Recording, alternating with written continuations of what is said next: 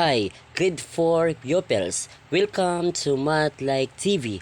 Ngayon po ang video ito, aking ituturo sa inyo, changing fraction to decimal. Tapusin nyo lamang ang video ito hanggang sa dulo upang kayo ay merong matutunan. Narito ang ating mga given na example, 1 and 2. Okay, let's start now. Itong ating given, 7/10. Ang step 1 natin gagawin, write the numerator. Okay? Then, move the decimal point from right to left as many zero in the denominator. So, pagkasulat mo ng kanyang numerator, itong 7, mag-move tayo ng decimal point from right to left. Okay, mula dito sa 7, itong ating decimal point, then move to left. So, kung ang kanyang denominator ay 10, the power of 10, so 1, 0, so move 1 decimal place. Kumbaga nakabate dito kung ilan ang 0 sa denominator. So, ang 10, ito ay the power of 10. So, mayroon siyang isang 0, so move 1 decimal place. Therefore, ang 7/10 equals 0.7. Next, number 2, ang given natin ay 5/100. So, ganun din ang ating gagawin. Write natin ang numerator, itong 5. Then, mag-move tayo ng decimal point from right to left. Okay, so, kung ilan yung 0 dito sa 100, so may dalawang 0. So, move tayo 2 places to the left. So, that is from dito sa 5, move tayo 1, 2. Ito ang ating decimal point dito. Then, mag-add tayo ng 0. So, equals ang 5/100 equivalent to 0.05. Yan po ka Math Like TV. Ganyan lang ang pag-change ng fraction to decimal. Ngayon, mag-Math Like drill tayo.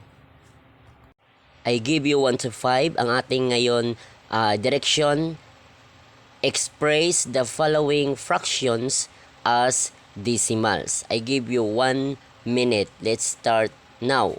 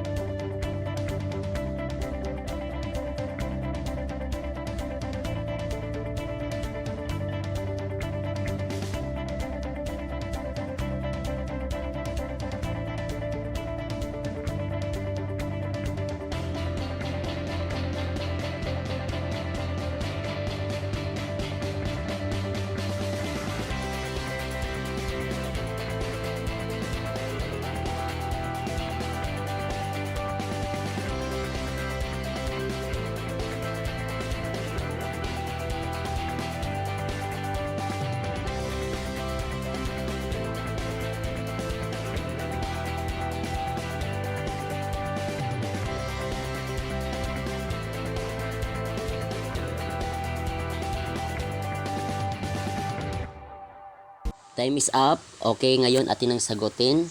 Number 1, 4/10. So, mayroon siyang isang 0.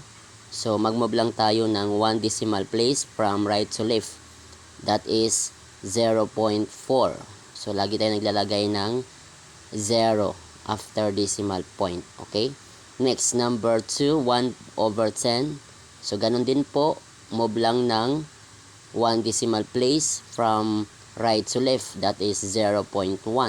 Number 3, also again, move lang ng 1 decimal place from right to left, that is 0.9. Number 4, 6/10. Yan din po, the answer is 0.6. Number 5, 3/10. So, the answer is 0.3. Okay, so, lagi tatandaan, kapag may isa lang ang 0, ang kanyang denominator, move ka lang ng 1 decimal place. From right to left. Ngayon, kung meron kang natutunan, pakipindot naman ang like. At kung bago ka pa lamang sa akin channel, pakipindot naman ang subscribe, maging ang bell notification upang ikaw ay laging naka-update sa mga bagong video ni upload sa akin channel na ito. Thanks for watching!